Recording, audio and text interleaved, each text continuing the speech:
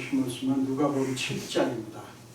누가복음 7장 36절에서 38절까지, 누가복음 7장 36절에서 38절까지입니다.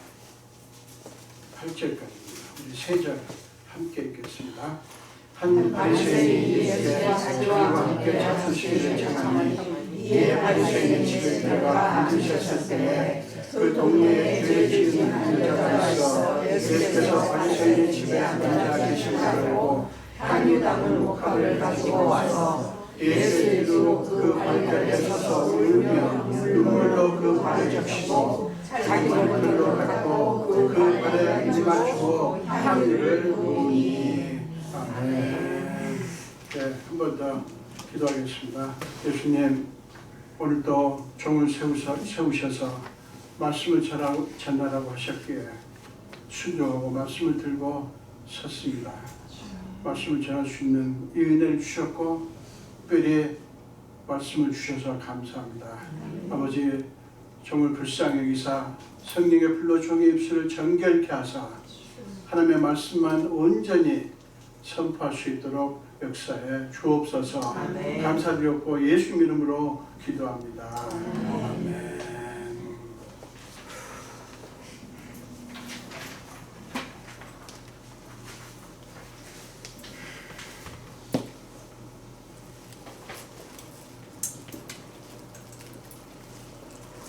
오늘 함께 읽으신 본문으로 아름다운 동기라는 제목으로 함께 은혜를 나누겠습니다. 아름다운 동기, Beautiful Motivation, 그런 제목으로 함께 은혜를 나누겠습니다. 제가 지난 월요일 날 밤에 이제 조지아 집에 가서 토요일 날 어젯밤에 이렇게 돌아왔는데요. 제가 지난 주간 설교를 준비할 수 없는 순간들이 너무 많았습니다. 그래서 이 설교가 어떻게 됐는지, 이건 저한테는 기적이에요. 너무 놀라운 은혜를 주셔서 이렇게 설교를 제가 준비할 수 있었고요. 그러면서 이 설교를 하려고 하니까 자꾸 마음이 그렇습니다. 양해해 주시고요. 네, 아름다운 동기라는 제목으로 함께 은혜를 나누도록 하겠습니다. 본문은 죄인인 한 여인과 예수님의 뜻밖의 방식으로 만나는 그런 사건을 우리에게 보여줍니다. 그 만남은 의외 장소인 한 바리새인의 집에서 일어났습니다. 여러분, 바리새인 하면 누구예요? 율법 전문가 아닙니까? 이 바리새인의 집에서 그와 너무나 대비되는 죄인이, 그 여인이 예수님을 만난 거예요. 예수님을 만난 거예요. 자초지종은 이렇습니다. 36절, 37절 보겠습니다. 36절, 37절입니다.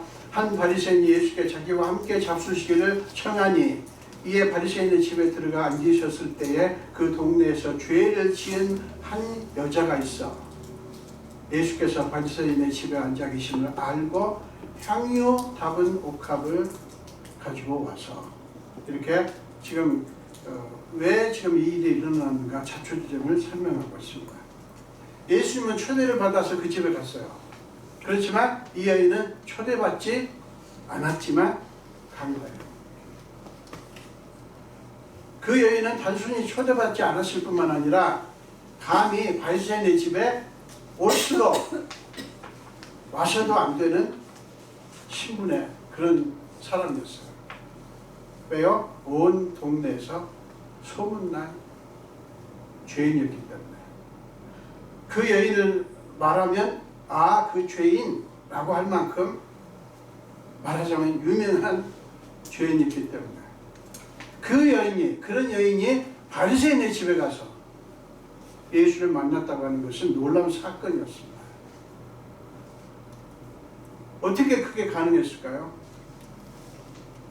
그 여인도 그 집이 다른 사람이 아니라 자기 같은 사람을 멸시하고 냉대하고 아주 몰아내는 바리새인의 집이라는 사실을 몰랐을 리가 없어요. 그렇지만 어떻게 그걸 알면서도 그렇게 할 수 있었을까? 여러분, 그럼에도 불구하고 그걸 알면서도 이 여인에게는 그 바리새인의 집에 가야 하는 중요한 이유가 있었어요. 왜요? 그곳에 예수님이 계셨기 때문이고, 그 여인은 그곳에 계신 예수님을 꼭 만나고 싶었기 때문이에요.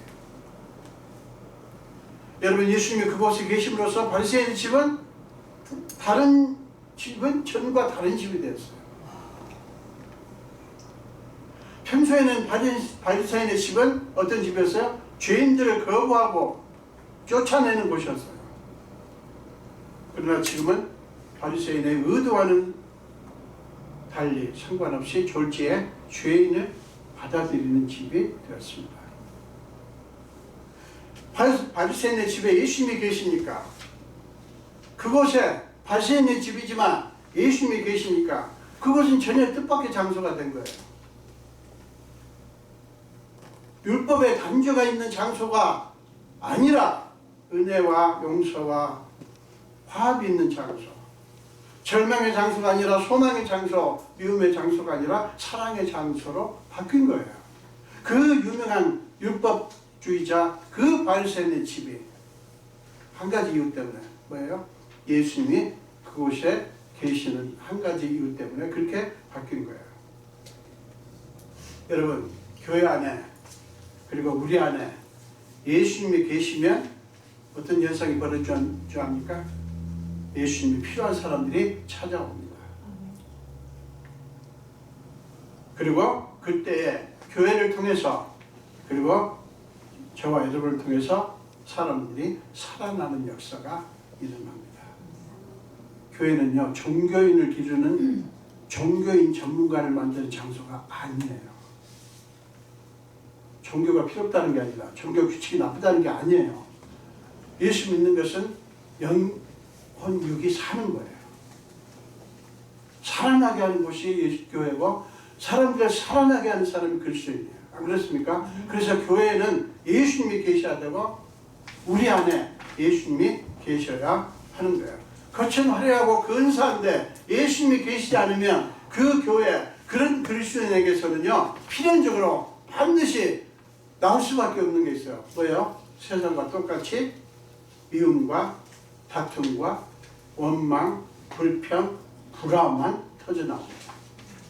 아무리 사람이 많아도, 아무리 종교 행위가 화려하고 근사해요. 네? 아무리 정말 그 성가대가 놀랍게 찬양을 하고 수많은 사람들이 그렇게 예배를 드려요. 예수님이 안 계시면, 그 교회에서는, 그리고 예수님이 안 계시면 우리 개인의 심령 속에서는 이런 미움과 다툼과 원망과 불평과 불화만 나오게 돼 있어요. 여러분, 예수님이 그 집에 계시는 게 아니었으면 그 여인도 자기를 사람 취급하지 않는 그 집에 가고 싶지 않았을 거예요. 갈 리가 없었을 거예요. 그러나 예수님을 만나고 싶은 열망 때문에, 그 간절함 때문에 그 여인은 바리새인에 대한 편견을 극복한 거예요. 그리고 그곳에 예수님이 계셨기에 가서는 안 될 곳이었던 그곳이, 그 바리새인의 집이 가고 싶은 곳이 된 거예요. 바리새인이 좋아서요? 아니요. 예수님이 그곳에 계시니까. 저는 우리 교회가 사람 보고 나오는 교회가 아니라, 누가 좋아서 나가고 누구 꼴을 기셔서 안 나가고 이게 아니고, 예수님이 계시니까 그분 만나기 위해서 나오는 곳이 되기를 축원합니다. 저는 우리 교회가 그렇게 됐습니다. 점점 그렇게 돼가고 있다고 저는 확신합니다. 예수님을 만나고 싶은 간절함이 그녀를 그렇게 만든 거예요. 여러분한테 그게 있기를 축원합니다. 예수님을 만나고 싶은 마음, 예수님을 얻고 싶은 마음, 간절함, 예수님을 더 알고 싶은 그 간절한 소원이 우리에게 넘치기를 축원합니다. 여러분, 예수님 없이요, 예수님을 향한 간절함 없이, 예수님의 사랑이 없이 예수를 믿고 교회를 섬기는 일은요, 그게 정말 고역입니다. 고역이에요. 죽을 맛이에요. 제가 죽을 맛이 없었던 적이 있기 때문에 하는 말이에요.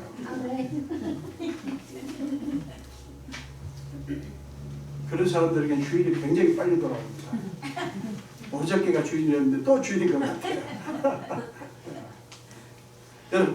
여러분, 이 여인은요, 예수님을 만나고 싶은 열망, 예수님을 향한 간절한 마음을 어떻게 표현합니까? 자, 37절 그리고 38절 보겠습니다. 향유 답은 옥합을 가지고 와서 예수의 뒤로 그 발 곁에 서서 울며 눈물로 그 발을 적시고 자기 머리털로 닦고 그 발에 입 맞추고 향유를 부으니.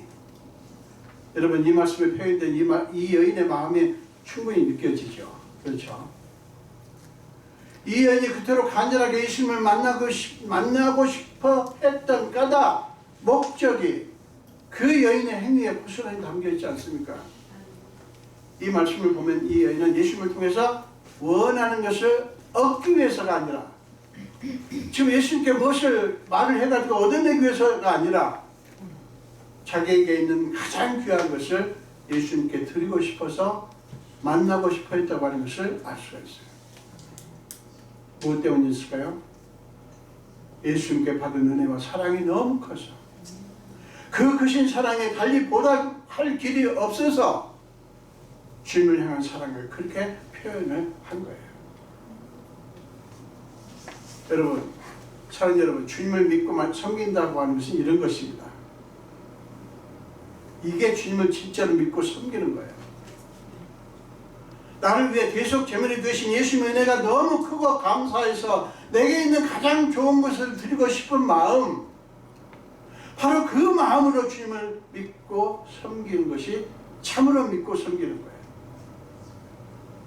단순히 어찌됐든 교회가 원활하게 돌아가도록 하기 위해서 어떻게든 교회는 돌아가야 될 거 아니야, 운영이 돼야 될 거 아니야 라는 그런 생각 때문에 불평이라 하면서라도 섬기는 것은 헛된 믿음이고 헛된 섬김이에요. 이거 오해 소지가 있는 말입니다. 그럼에도 불구하고 안 섬기는 것보다는 섬기는 게 나아요. 믿고 섬기는 게 낫지만 그거는 진짜 믿고 섬기는 것이 아니라는 말이에요. 어떻게든지 교회는 돌아가야 되니까, 운영이 돼야 되니까, 불평이 나오지만 어쩔 수 없지, 이거는 좋은 게 아니란 말이에요. 바꾸시라는 말이에요. 그런 생각을 바꾸라는 말이에요. 사랑하는 여러분, 교회는 그런 곳이 되면 안 돼요.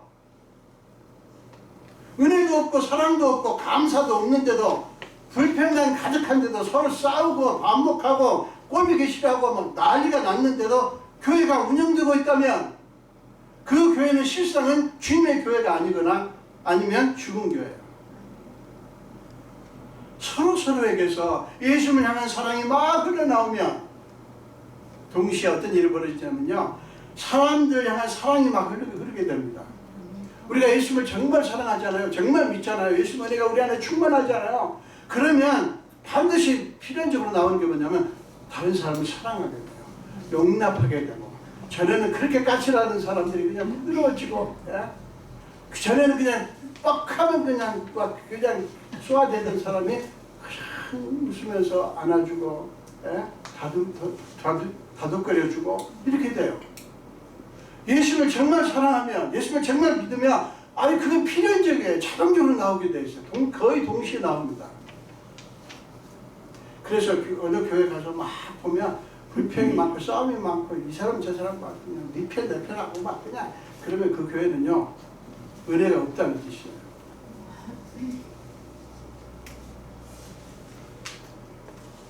여러분, 예수를 향한 사랑이 흘러나오고 서로에게, 저한테서 흘러나오고 여러분에게서만 흘러나오고 막 이렇게 돼가지고 서로 사랑하고 막 이렇게 되면, 여러분, 그렇게만 되면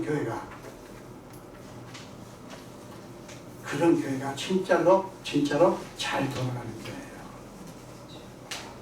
주님이 기뻐하시는 교회가 그런 교회예요. 저는 우리 교회가 그런 교회가 되기를 축원합니다. 아멘. 제가 말씀드렸죠. 제가 지금까지 교회를 섬기면서 가장 저한테는 따뜻하고 은혜가 있는 교회예요. 아멘. 아부 아니에요. 그럼 사람 숫자는 적지만 너무 좋아요. 아멘. 우리도 좋아요. 사랑하는 여러분, 오늘날 그리스도인들의 가장 분명한 특징, 오늘날 그리스도인, 21세기 오늘날 그리스도인의 분명한 특징, 가장 큰 문제점 하나를 꼽는다면 뭔지 아십니까? 예수님 말고도 의지하고 믿고 붙들어야 될 것이 너무 많다는 사실이에요. 오늘날 그리스도인들은요, 예수님 말고도 믿을 게 너무 많아요. 의지하고 붙들 게 너무 많아요. 초등교인들과 너무 달라요. 그러니까 무슨 말이냐면 예수님이 우리 삶의 전부가 아니라 삶의 일부로 밀려나 있는 거예요. 그게 오늘날 21세기 그리스도인의 특징 중 하나예요.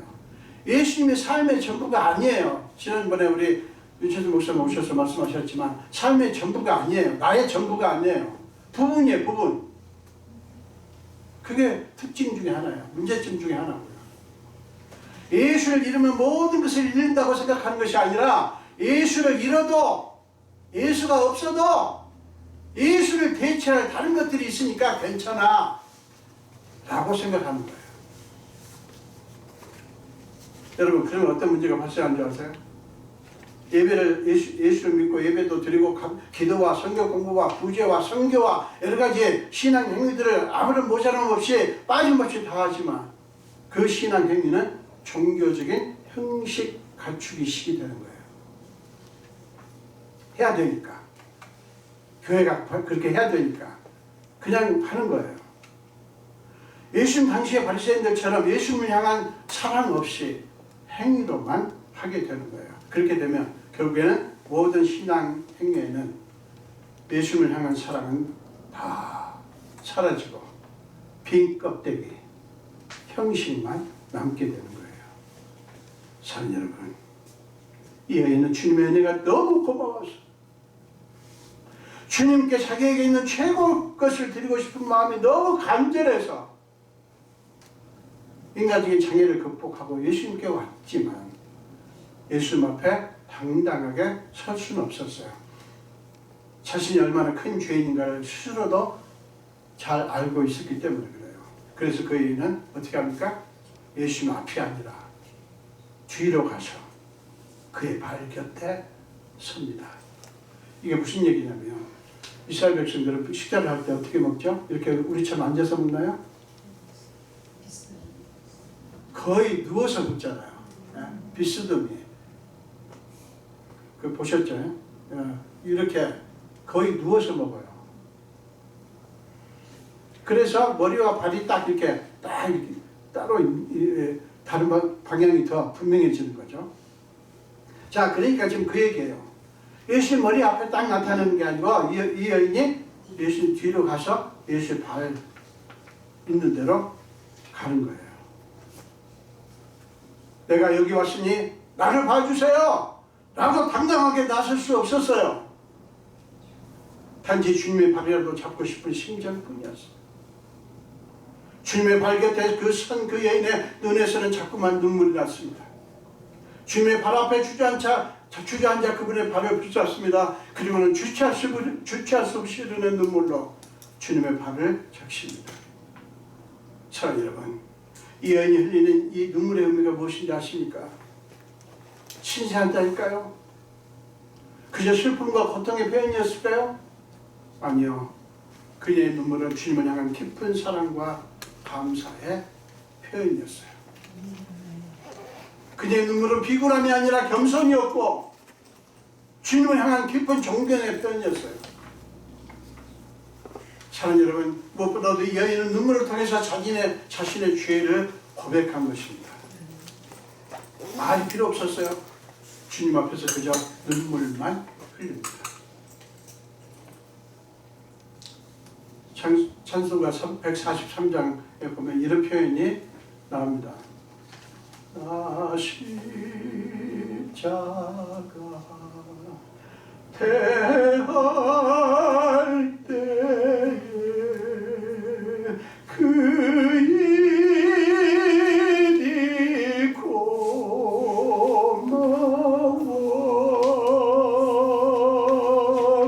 내 얼굴 감히 못 들고 눈물 흘리도다.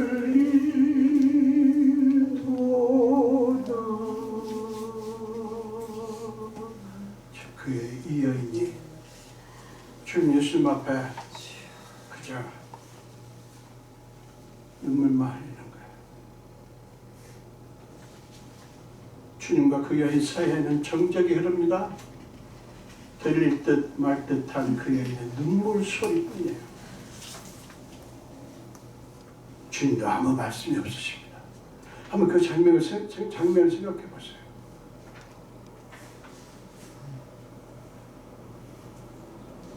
참 여러분, 그때 그 두 사람 사이에는, 여인과 예수님 사이에는 무엇이 있었을까요? 그 여인이 하는 대로 말없이 지켜보시는 예수님의 마음속에 무엇이 있었으며 말없이 눈물로 그 발을 적시고 자기 머리털로 닦고 그 발에 입 맞추고 향유를 붓는 그 여인의 마음속에는 무엇이 있었을까요? 여러분, 예수님과 그분을 믿고 사랑하는 우리 사이에는 주목해야 될 영적인 비밀이 있습니다. 그게 뭐냐면요, 우리가 진심으로 온 마음을 다해서 주님을 찬양하고 기도하고 섬길 때 어느 순간 우리 마음이 포근해지고 기쁨과 감동이 일어나 때로는 눈물이 흐를 때가 있지 않던가요? 그게 무엇을 의미하는가 하면요, 그러고 있는 우리 마음속에 예수님의 마음이 들어오셨다고 하는 것을 의미합니다. 우리가 찬양하고 기도할 때, 우리가 주님을 섬길 때 말할 수 없는 기쁨이 있어요. 그 뜻은 뭐냐면 예수님이 우리 안에 살며시 들어오셨다는 뜻이에요.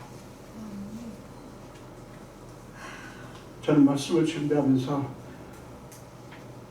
수요일날 아들이 난리 피우고 경찰이 오고 쉘터가 와서 아들을 데리고 가고 그 다음날 오후에 다시 데려오고 그 와중에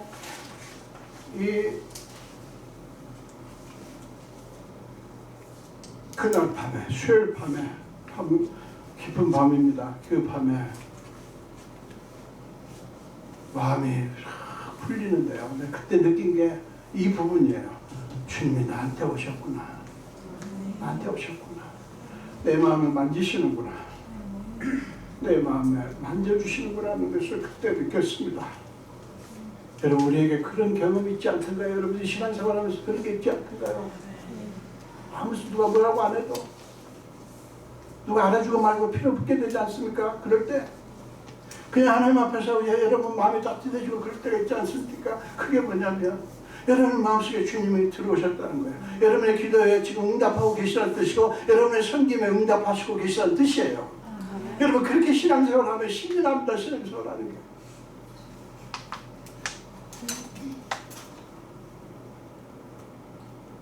여러분 그것을 뭐라고 부르냐면요, 은혜의 즉각성 혹은 응답의 즉각성이라고 부릅니다. 즉시 은혜가, 그러니까 우리가 기도함과 동시에 주님을 섬기고 찬양하고 신앙생활을 하는 그 동시에 주님이 오셔서 응답하시는 거예요. 우리의 마음과 주님의 마음이 만남으로써 우리의 행위에 대한 응답이 바로 이루어지는 것입니다. 사랑하는 여러분, 그렇기 때문에 우리가 찬양하고 기도하며 교회를 섬길 때 내가 지금 거짓이나 꾸밈없이 진심으로 하고 있는가를 우리 자신이 느낄 수가 있어요.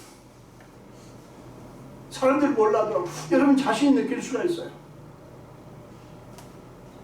찬양하고 기도하며 주님과 주님의 교회를 섬길 때 기쁨과 감사와 감동이 일어나면 아, 주님이 지금 나의 찬양과 기도와 섬김을 기쁘게 받으시는구나 라고 믿을 수가 있어요. 여러분, 본문의 여인에게 바로 그 기쁨과 감동이 있었기에 그것은 예수님이 그 여인의 행위를 즉각적으로 기쁘게 받으셨다고 하는 것을 보여주는 거예요. 사랑 여러분, 예수님은 이 여인의 행위의 순수성을 기쁘게 받으셨어요. 하나님은 우리의 행위의 겉모습이 아니라 그 행위를 하는 우리의 마음의 중심을 보십니다. 우리 마음이 어떤 마음으로 하고 있는가? 단순히 하나님이 무서워서 하나님의 축복받으려고, 아니면 내가 목사님께 미움받을까봐 잘 보이기 위해서 그렇게 하는 게 아니라 그냥 예수님의 은혜가 너무 고마워서 다른 사람이 뭐라고 하든 뭐 어떻게 하든 상관없이, 다른 사람이 비판하고 판단하든 상관없이, 여러분, 우리가 남의 비판에 대해서 너무 예민한 것도 문제가 있는 거예요. 좋은 게 아니에요. 비판하는 사람도 문제겠지만 비판에 너무 그렇게 민감한 것도 우리가 무슨 뜻입니까? 하나님을 의지하는 것이 아니라, 하나님의 사랑을 했다는 것이 아니라 내 의를 내세우고 사람의 인정을 받으려고 했다는 뜻이잖아요. 여러분, 사람은요 오해합니다. 상관없어요. 오해하는 사람도 문제지만 오해를 느끼지 맙시다. 우리 뭐라고 하든 간에 그냥 하나님 사랑을 하시자고요. 우리 마음의 중심에 오직 예수님만 있게 하시자고요. 하나님은 그 우리의 중심을 보십니다.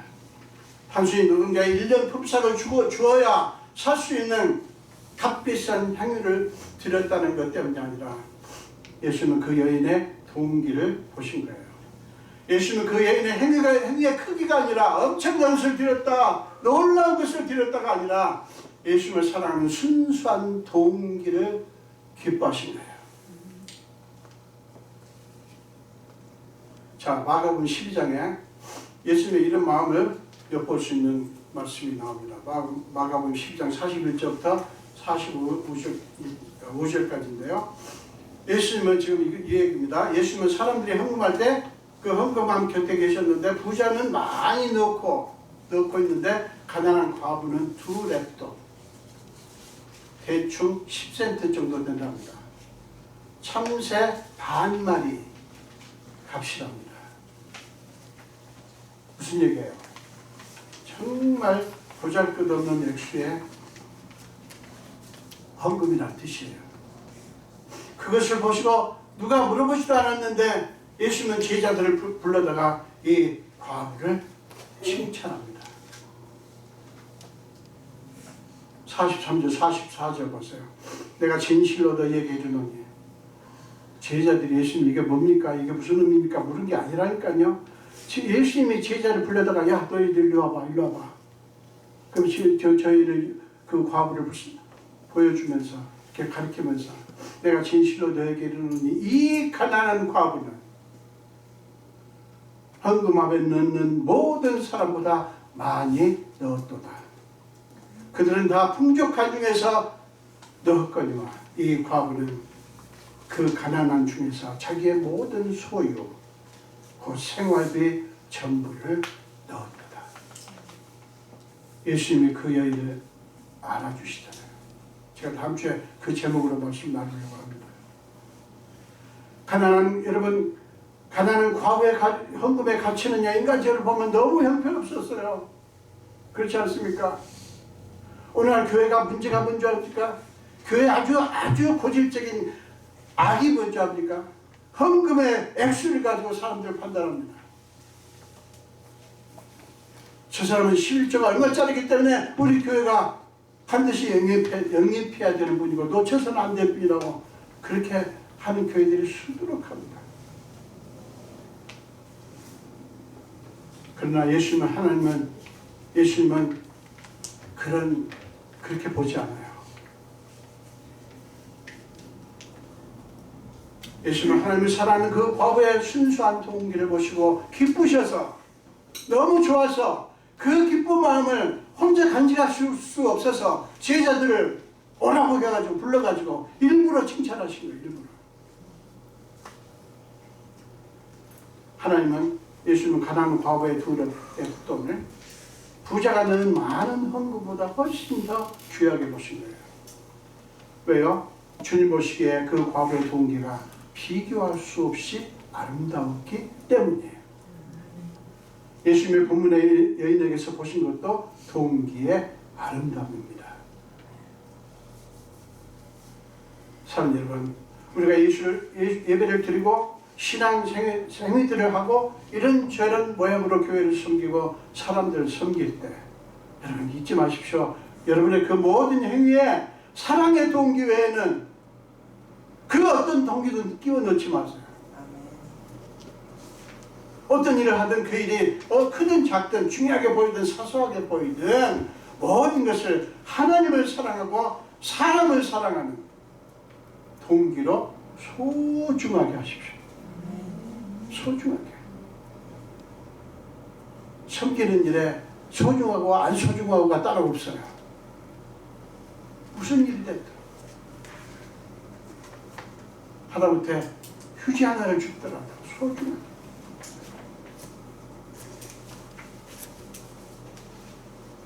사랑하는 여러분, 우리 모두 본문의 여인처럼 그리고 두 냅돈을 넣은 가난한 과부처럼 아름다운 동계 사람들이 다 되시기를 주님의 이름으로 축원합니다. 기도하겠습니다. 예수님 감사합니다. 오늘도 저희를 불러주시고 함께 말씀을 나누게 하신 주님, 오늘 우리는 예수님이 기쁘게 보시고 너무 아름답게 너무 소중하게 보시고 동네 사람들이 다 손가락질하며 죄인이라고 멸시하고 멀리하는 그 여인의 동기의 아름다움을 보시고 예수님께서 그 여인을 받으셨습니다. 아버지, 그 여인이 예수님을 만나고 싶어서 그 어려운 바리새인의 집에 가고 그리고 자기가 가장 소중한 것을 전혀 아깝지 않게 느낄 만큼 그게 사랑이 컸습니다. 주여, 우리에게 주신 은혜가 너무너무 크다는 걸 우리 다 압니다. 주여, 우리가 그 하나님의 사랑을 입은 자들이 오니 주여, 우리 마음속에 주님을 사랑하는 사랑이 날이 갈수록 넘치게 하시고 그 사랑 때문에 우리 주변에 있는 사람들 마음에 든다가 아니라 사랑하는 마음이 용솟음치게 하여 주옵소서. 그래 우리 교회가 그런 교회가 되게 하시고 우리가 가는 곳에 사랑이 흘러나오게 하여 주옵소서. 감사드렸고 예수님 이름으로 기도합니다.